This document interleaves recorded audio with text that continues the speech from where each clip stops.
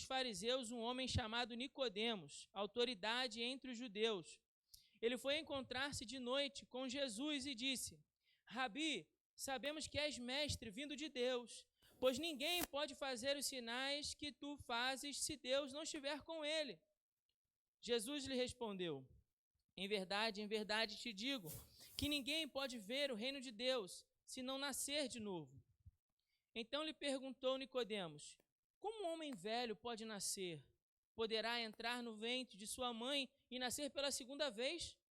Jesus lhe respondeu: em verdade te digo, que se alguém não nascer da água e do Espírito, não pode entrar no reino de Deus.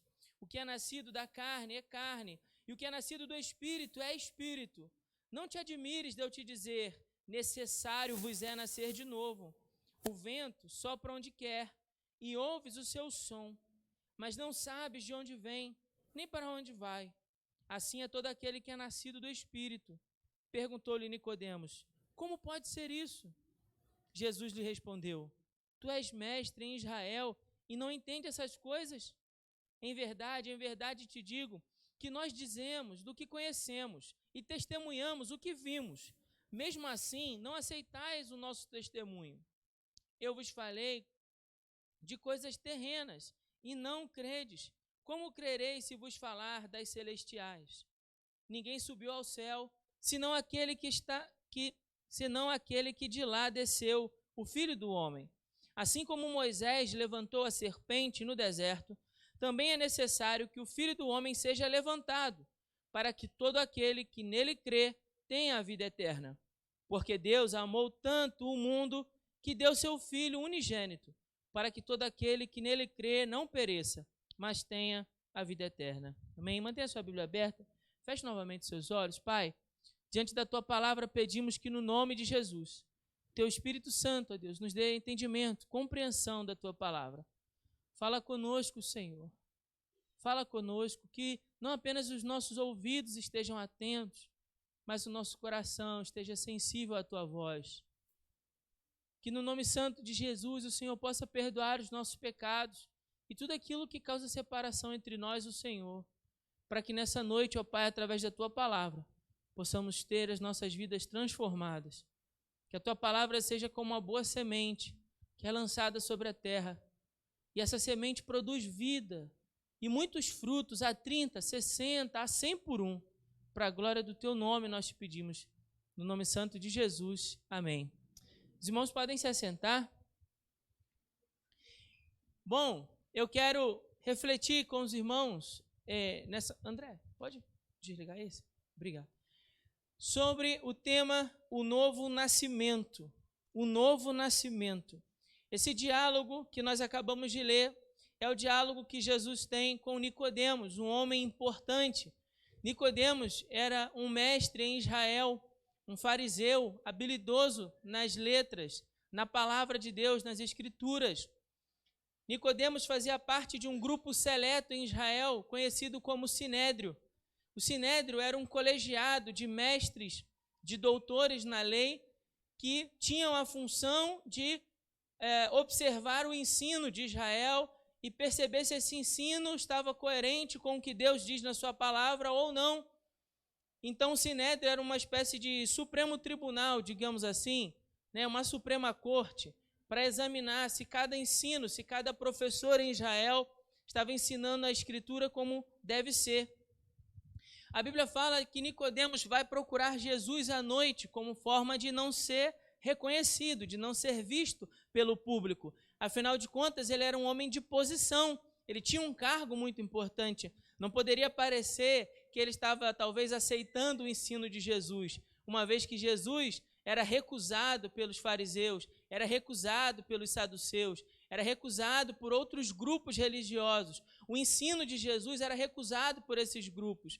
Mas esse homem, Nicodemos, digamos que teve uma curiosidade a mais, um ímpeto de ir buscar um pouco mais de informação e de saber um pouco mais com Jesus. Ele vai até Jesus e aquela noite eles têm uma das conversas mais importantes registradas na Bíblia, onde o Senhor Jesus coloca para eles sobre a necessidade de um novo nascimento, a origem desse novo nascimento e o resultado produzido por esse novo nascimento.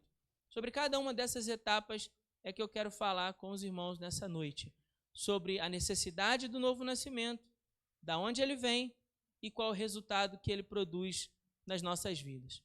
A primeira parte do texto, que demonstra para nós a necessidade desse novo nascimento, ela vai do verso 1 até o verso 7. Acompanhe, por favor, na sua Bíblia. Do 1 até o 7, quando a conversa se inicia, veja no verso 2 que ele vai dizer, Nicodemos diz o seguinte para Jesus, ele diz: Rabi, sabemos que és mestre vindo de Deus. És mestre vindo de Deus. Por que Nicodemos está dizendo isso? Ele completa: pois ninguém pode fazer os sinais que tu fazes se Deus não estiver com ele. Então veja que as palavras de Nicodemos é uma compreensão do que Jesus está fazendo, mas ainda no aspecto lógico. Bom, se Jesus tem poder para curar, se Jesus tem poder para restaurar um homem coxo, se Jesus tem poder de dar visão ao cego, se Jesus tem poder de expulsar um espírito maligno, logo ele deve ser de Deus. Essa é a lógica do pensamento de Nicodemos. Mas isso não é suficiente. Olha o que diz o verso 3. Jesus disse assim: em verdade, eu te digo que ninguém pode ver o reino de Deus se não nascer de novo. E aqui Jesus deixa claro para Nicodemos a necessidade de um novo nascimento. Olha, Nicodemos, você nunca será capaz de compreender essas coisas apenas pelo aspecto lógico. Você precisa experimentar um novo nascimento. Mas o que seria isso? Como assim um novo nascimento? Nicodemos era um mestre. E o mestre pensa sempre no ponto de vista didático da informação. E quando ele recebe aquela informação de Jesus, ele vai avaliar e vai dizer: bom, pela lógica, você veio de Deus. Isso está claro para mim. Mas agora Jesus coloca para Nicodemos uma necessidade que está além da força de Nicodemos. Está além da capacidade de Nicodemos de conseguir alcançar por ele mesmo. E ele diz: nascer de novo. Nicodemos, como um bom mestre, mais uma vez ele pensa no aspecto lógico dessa informação e diz no verso 4: como um homem velho pode nascer? Veja, a palavra de Nicodemos: como um homem velho pode nascer? Se já nasci, como é que posso? Voltaria esse homem para dentro do ventre da minha mãe, da sua mãe, e pode nascer pela segunda vez, diz o final do verso 4. Poderá entrar no ventre de sua mãe e nascer por uma segunda vez? E é claro que nós sabemos que isso é impossível fisicamente. Amém? Então, mais uma vez, o pensamento lógico de Nicodemos é de tentar compreender aquela informação do que Jesus está dizendo, mas ainda que ele tente, ele está se esforçando para isso. Ele não é capaz de compreender o que Jesus disse para ele. É claro que Jesus não estava falando que um homem velho fosse entrar novamente no ventre de sua mãe e nascer uma segunda vez. Isso é impossível. Então Jesus responde a ele dizendo: em verdade te digo, se alguém não nascer da água e do Espírito, vou repetir, se alguém não nascer da água e do Espírito, não pode entrar no reino de Deus. Se alguém não nascer da água e do Espírito. Bom, agora fica claro para Nicodemos que Jesus não está falando de um nascimento biológico, de que um homem pudesse, de alguma maneira inexplicável, entrar novamente no ventre da mãe. Agora fica claro para Nicodemos que Jesus está falando de um nascimento que ele não compreende. E esse novo nascimento passa por duas etapas: a etapa da água e a etapa do Espírito. E o que representam essas coisas? O que significa isso? Primeiro, quando Jesus fala sobre o nascimento da água, ele está se referindo ao nascimento do batismo de João. Esse batismo que os irmãos viram que nós celebramos hoje. Esse batismo na água representa a morte e a ressurreição daquele indivíduo. A morte do homem pecador e um novo nascimento de um novo homem que nasce agora para viver na presença de Deus. Então, o que Jesus está dizendo para Nicodemos é que cada um precisaria passar por esse nascimento da água, mas também o nascimento do Espírito. E o que significa isso? Nascimento do Espírito. Bom, o primeiro nascimento nosso é o nascimento da carne. É o dia que você nasceu de sua mãe. E nesse dia que você nasceu de sua mãe, você teve seu nascimento na carne, a Bíblia nos ensina que nesse momento, quando você nasce, você recebe uma natureza humana, carnal, mas também pecadora. Uma natureza pecadora, pastor? O que é isso? Uma natureza, algo que me inclina a algo. Assim como a natureza do peixe é nadar, a natureza do gato é pular pelos telhados, a natureza do cachorro é brincar. Há em nós uma natureza, um instinto, que nos foi dado desde o nosso nascimento. E você já deve ter percebido que esse instinto natural nosso é sempre ao pecado. Porque a Bíblia vai dizer que o nosso coração corrompido é atraído, seduzido, e então ele concebe o pecado, como uma mãe que desce à luz. Isso está lá em Tiago, capítulo 1, verso 14. Fala que cada um de nós é atraído pelo mau desejo. Por essa natureza pecadora que está em nós, somos atraídos. E então, seduzidos pelo pecado, nós caímos no pecado. Agora, a Bíblia também vai dizer que esse pecado, uma vez concebido, ele gera em nós a morte. Então, por isso, a nossa natureza carnal não é suficiente para nos fazer entrar no reino de Deus. Por quê? Porque a nossa natureza é corrompida pelo pecado. Você pode pensar, pastor, eu não. Poxa, eu sou uma pessoa muito boa. Sou uma pessoa muito boazinha, eu faço bem, eu nunca maltratei ninguém, pastor.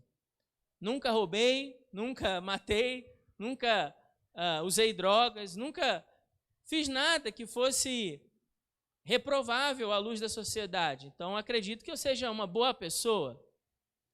Bom, alguma vez você já pensou algo que não deveria? Não precisa responder. Pecou. Alguma vez você já disse algo que não deveria ter dito? Pecou. Alguma vez você já fez algo que não deveria ter feito? Pecou.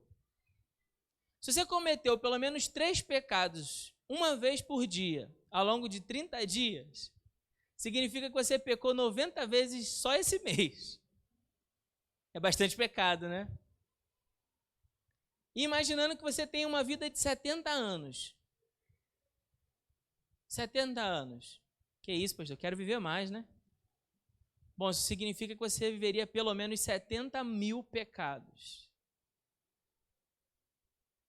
E agora imagina você entrando lá nas portas do céu e Deus dissesse assim, bem, João, Maria, por que eu deveria deixar você entrar no meu céu?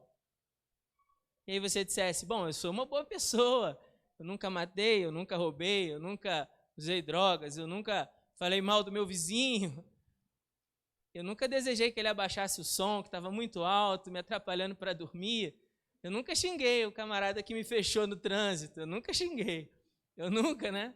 Nunca falei bem dele, não. Bom, eu nunca fiz nada reprovável à luz da sociedade. Então você virasse para trás e Deus dissesse, bom, mas aí tem 70 mil delitos, 70 mil crimes cometidos. Será que dá para entrar no céu? Não dá, né? Os 70 mil delitos nos impediriam de entrar no céu. Na verdade, não precisava nem de 70 mil. A Bíblia diz que basta um delito para nos tornar criminosos. Qual é o nosso crime? Desobediência à lei de Deus. Qual é o nosso castigo?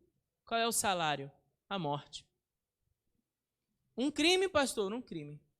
E a morte? A morte. Por isso a nossa natureza humana não é suficiente para entrar no reino de Deus.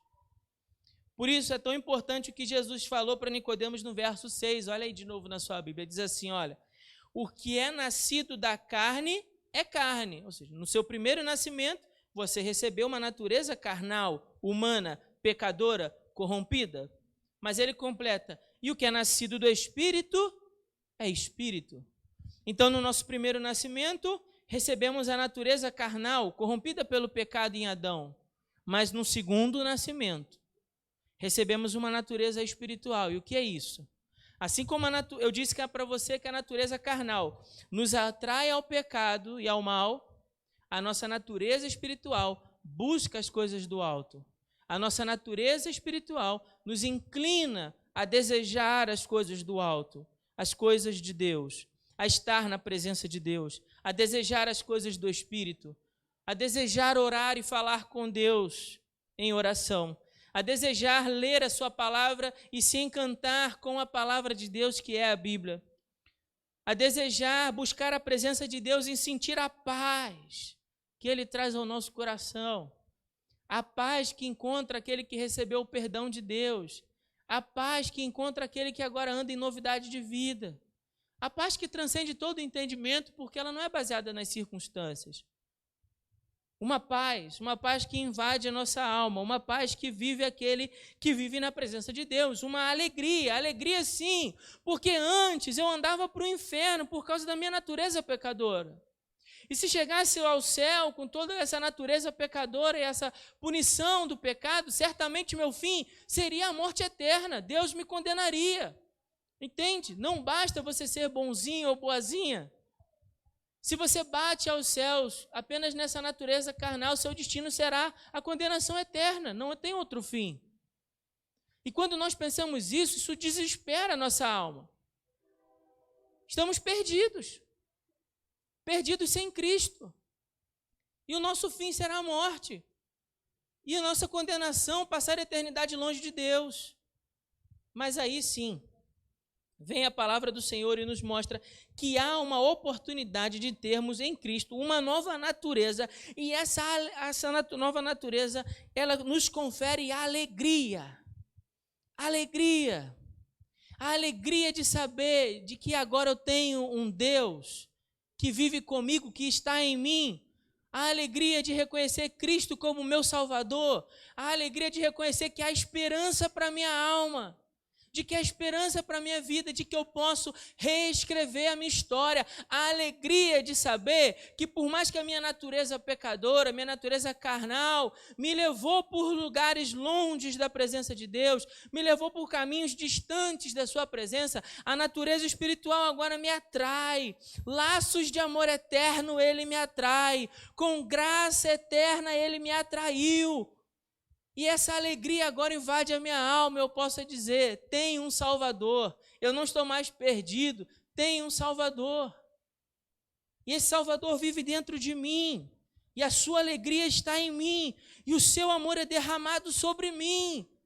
Logo eu, pastor, tão pecador, tão falho, tão fraco, sim.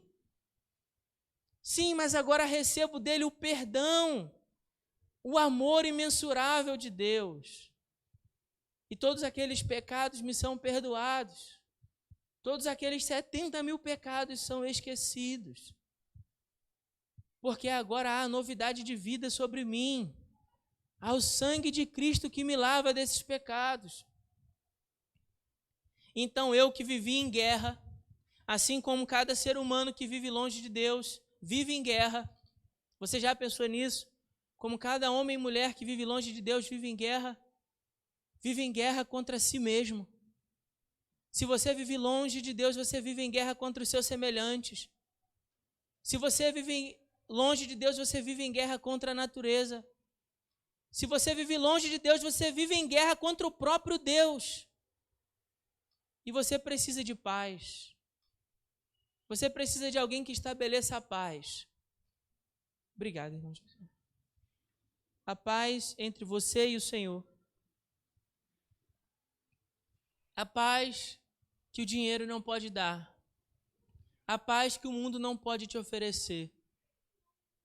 Você precisa encontrar a paz. E essa paz está em Cristo Jesus e nessa nova natureza. Por isso a pergunta de Nicodemos é tão importante e a resposta de Jesus mais ainda. Nicodemos, isso é impossível ao homem, Nicodemos. É impossível. Não te admires, verso 7, de eu te dizer, necessário vos é nascer de novo. O vento sopra onde quer, ouves o seu som, não sabes de onde vem, nem por onde vai. Assim é todo aquele que é nascido do Espírito. Aqui Jesus passa a falar para ele de onde vem essa nova natureza, qual é a origem. Mas antes de eu falar um pouco mais sobre essa origem, deixa eu te dizer de onde essa nova natureza não vem. Tá certo? Estão comigo? Amém? Fica comigo mais um pouco, que eu já estou caminhando para o final. Mas é importante que você entenda isso e saia daqui compreendendo isso. Tá certo? Porque talvez tenham te apresentado isso errado. Então, por isso eu acrescentei no meu sermão da onde não vem essa nova natureza. Antes de falar de onde ela vem. tá certo? Da onde ela não vem? Bom, ela não vem de um entendimento lógico sobre o evangelho. Veja que, pela lógica, Nicodemos tenta alcançar, mas ele não consegue. Ele diz assim: bom, se você não fosse de Deus, Jesus não conseguiria fazer todas essas coisas. Então, pela lógica, ele entende: Jesus veio de Deus. Mas isso basta? Não basta. Não é suficiente. Da onde mais ela não vem? Não vem do cargo e nem da posição. Porque Nicodemos era uma pessoa que tinha um cargo, uma posição na sociedade, um estado na sociedade. Ele era membro do Sinédrio. Isso significa que ele era um homem de posses e um homem importante na sociedade daquela época. Mas isso não era suficiente. Isso não ajudava em nada, porque essa nova natureza não é comprada pelo dinheiro ou posição social. Então isso pouco importa no reino de Deus. Da onde também ela não vem? Ela não vem do conhecimento teórico sobre a Bíblia. Veja que Nicodemos era um homem extremamente culto. Ele era um professor, um mestre da palavra. Mas ainda assim ele não conseguia compreender o novo nascimento. Então não importa tanto quanto você sabe, mas sim se você nasceu do Espírito ou não. Estamos juntos? Da onde mais ela não vem? Ela não vem de nós sermos reformados.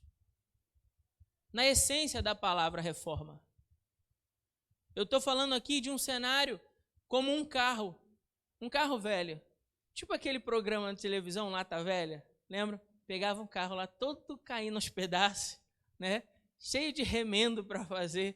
E aí pegavam aquele carro, levavam lá num monte de mecânico, pintor, o pessoal lá super preparado. E aí eles faziam todo aquele tratamento, aquele preparo no carro. Quando saía de lá era quase outro carro, não é?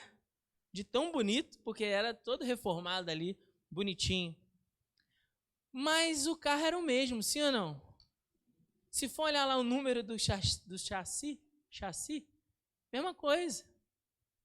Então, reformar, ou seja, dar uma nova roupagem, não é suficiente. Ainda é o mesmo carro. Ou a casa, aquela reforma, né, da sua casa, que você vai lá e muda, e aí pinta as paredes, né? Pinta as paredes, reforma as janelas, talvez levante uma parede aqui, derruba outra lá, aí aparece sempre mais alguma coisa para fazer, porque reforma de casa é assim mesmo. E aí você vai reformando, parece que não acaba nunca, mas em algum momento essa reforma chega lá. E aí você diz: nossa, glória a Deus, estou satisfeito com a minha casa, com essa reforma. Mas ainda é a mesma casa, não é? Então não mudou a natureza dela. Ainda é a mesma. Então só uma reforma ou um tratamento, um embelezamento não nos serve. Não serve. Uma pessoa pode ter entrado para a igreja e recebido, entre aspas, um embelezamento. Isso não quer dizer que nasceu novamente. Não é suficiente. Não basta também ser reeducado, e essa é uma das partes que eu mais gosto. Preste atenção aqui em mim. O que eu quero dizer com reeducado? Reeducação. Ou seja, essa pessoa foi ensinada de novo.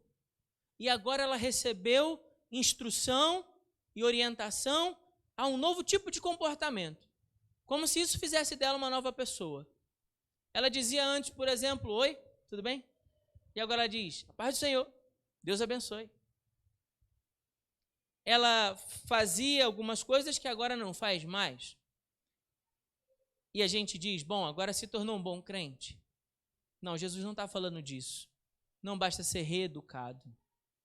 Não basta ser reformado, ser reeducado, posição, conhecimento ou entendimento lógico. Jesus deixou claro, a necessidade é nascer de novo. E isso é obra do Espírito Santo de Deus. Por isso ele fala que o Espírito sopra onde quer. O Espírito sopra onde quer. E por isso nós compreendemos que essa ação do novo nascimento, ela vem do Espírito Santo de Deus. A palavra aqui, nascer de novo, que é usada aí no verso 3 e no verso 7 na sua Bíblia, não sei se você sabe, mas a Bíblia foi escrita originalmente no grego, chamado grego koiné, que era o grego comum daquela época, e a palavra que aparece aqui é germal anoter. O que significa germal anoter? Significa literalmente nascer do alto. Jesus estava falando de um nascimento celestial, de nascer de Deus. É isso que a palavra significa. Então Jesus está falando desse nascimento que vem da onde? Da onde é a origem? Ele começa em Deus. A salvação da nossa alma parte de Deus Todo-Poderoso, que atrai o pecador com laços de amor, que o convence da sua natureza pecadora, corrompida pelo pecado, e o conduz pelo seu Espírito Santo ao arrependimento. Quando há o arrependimento do pecado, quando há a confissão, então nós dizemos que o Espírito Santo gerou em você uma nova natureza, uma nova inclinação natural, que agora é produzida pelo Espírito Santo dentro de nós. E é Ele quem opera essa obra, nos convencendo dos nossos pecados, nos convencendo das nossas más escolhas, nos convencendo da nossa desobediência à palavra do Senhor e ao Deus dessa palavra, e nos levando a uma confissão, nos levando a declarar diante de Deus: Senhor, Pai, perdoa-me porque eu pequei, porque eu disse o que eu não deveria ter dito, eu fiz o que eu não deveria ter feito, eu pensei coisas que eu nem deveria ter pensado, e eu reconheço diante do Senhor que todas essas coisas juntas estavam me levando ao inferno. Mas, Pai, por Cristo, perdoa o meu pecado, perdoa as minhas falhas. E então ali, naquele coração, o Espírito Santo começa a gerar essa necessidade do arrependimento. E o que é arrependimento? As pessoas confundem arrependimento com remorso. Arrependimento é quando você estava indo nessa direção, mas aí você lembra: caminho errado. Eu devia estar indo para lá. E então a sua vida muda. Ela toma outra direção. E para alguém que agora estava se distanciando de Deus, você agora está se aproximando do Senhor e caminhando na direção da sua palavra, indo ao encontro do Senhor, do teu Criador. E esse caminho pelo qual nós vamos chama-se Jesus.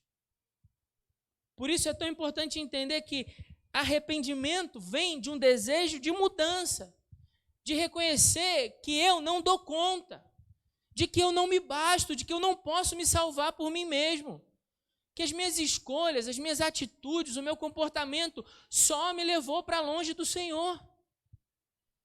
E então, se for necessário, sim, você chora. Porque muitas vezes a emoção toma conta do nosso coração e sentimos essa vontade de chorar. Mas é mais do que isso.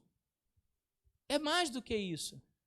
Porque é algo que vem da nossa alma como uma plena convicção de que nós estamos perdidos sem Cristo. E então o pecador se entrega a Jesus. Ele reconhece em Jesus a sua obra salvadora.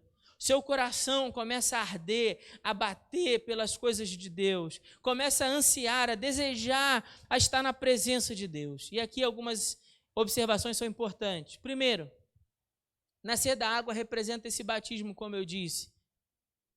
Ele é uma etapa importante se você decidiu a sua vida entregar para Jesus.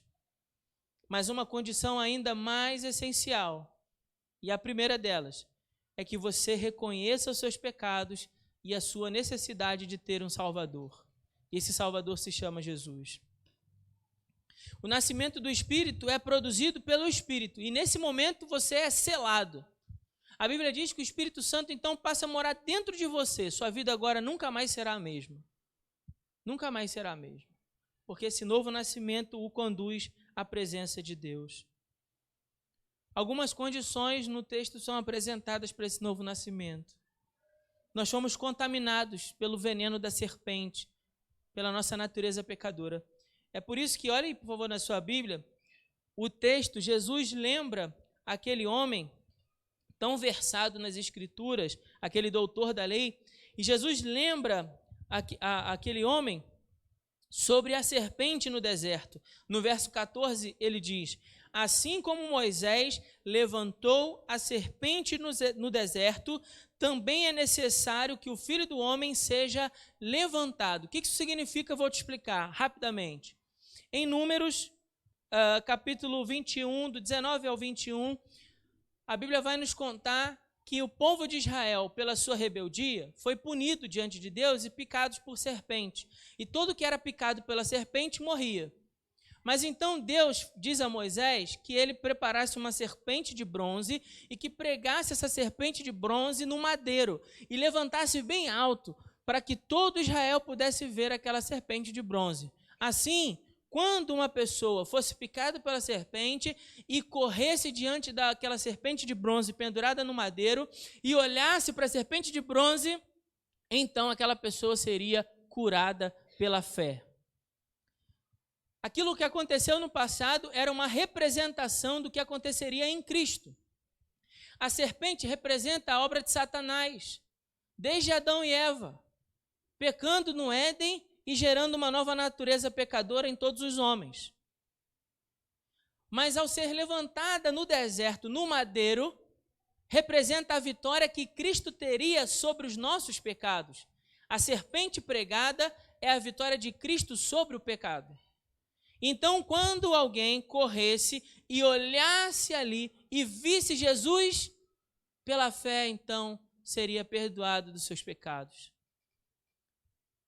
É essa a ilustração que Jesus dá para aquele homem versado na lei do Senhor, para que ele pudesse compreender o que aconteceria com Jesus. Jesus seria levantado no madeiro. Jesus seria crucificado. Jesus seria morto, mas a sua morte não seria para sempre, a sua morte seria apenas por um momento, para que o preço dos nossos pecados fosse pago, e então, ao ressuscitar, ele pudesse nos dar vida eterna. Por isso, nós precisamos olhar fixamente para Jesus.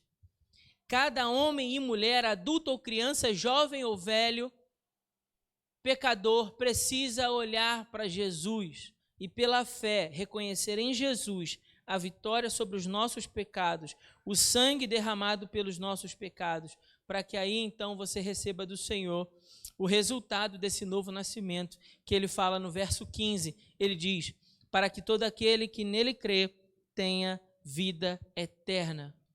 Deus fez cair em Jesus a iniquidade que nós cometemos, os nossos erros e pecados, para que agora nós pudéssemos olhar para Jesus e sermos salvos por meio da fé. A vitória sobre o pecado, a vitória sobre a morte, que cada homem e mulher recebe quando reconhece Jesus como seu Senhor e Salvador. Recebemos de Deus uma nova vida, a vida eterna. Não é uma vida que se acaba, não é uma vida para amanhã, é uma vida agora, para que tenha, o verbo está no tempo presente, para que tenha, não que você terá quando morrer, mas para que você tenha hoje uma vida, e não é qualquer tipo de vida, mas uma vida eterna. É a vida do Deus eterno dentro de mim e dentro de você. É isso que Jesus veio nos dar. A vida do eterno dentro de você. Isso que significa vida eterna. Vida eterna não significa que você vai para o céu e nunca mais vai morrer. Vida eterna significa que a vida de Deus agora está dentro de você. Dentro de você. A vida de Jesus dentro de mim e de você, gerando vida e vida em abundância. Isso que significa a vida eterna. O fato dela não terminar é para nós apenas um detalhe. Um detalhe muito bom, é claro, mas não é o mais importante.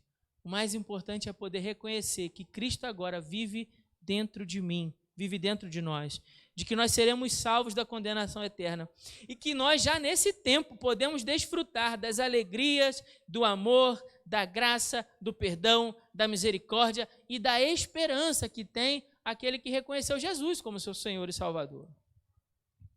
Eu quero terminar fazendo uma pergunta para você que está aqui hoje, que nos visita e que ainda não tomou uma decisão por Jesus. Você já nasceu de novo? Você já desfruta de um novo nascimento? Você já reconhece a presença do Senhor na sua vida, tocando o seu ser, mudando sua mente, os seus pensamentos, transformando o seu coração? Você já tem experimentado o prazer e a alegria de alguém que vive em paz com Deus? Você já tem experimentado a presença do Espírito Santo e do reino de Deus que envolve sua vida ainda nesse mundo.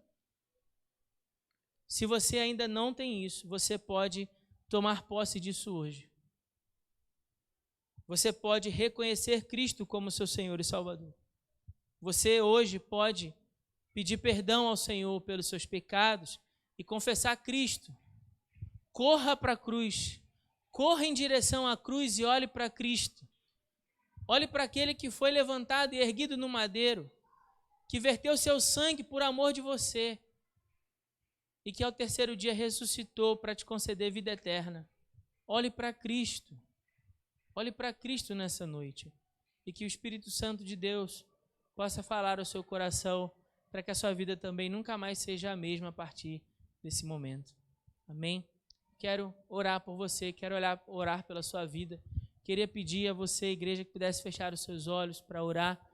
E se há alguém aqui que nessa noite gostaria de tomar uma decisão por Jesus, a igreja está toda de olhos fechados, os irmãos estão orando.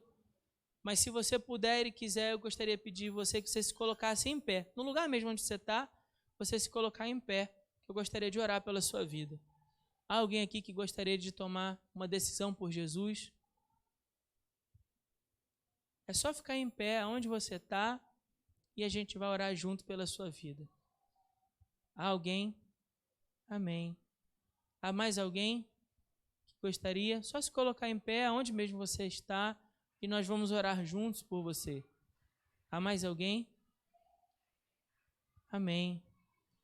Amém. Glória a Deus. Há mais alguém que nessa noite ouviu a palavra, entendeu a palavra? Amém. Glória a Deus. Há mais alguém? Você entendeu a palavra e entendeu que não foi o pastor falando com você, mas foi o Senhor falando com você. Há mais alguém?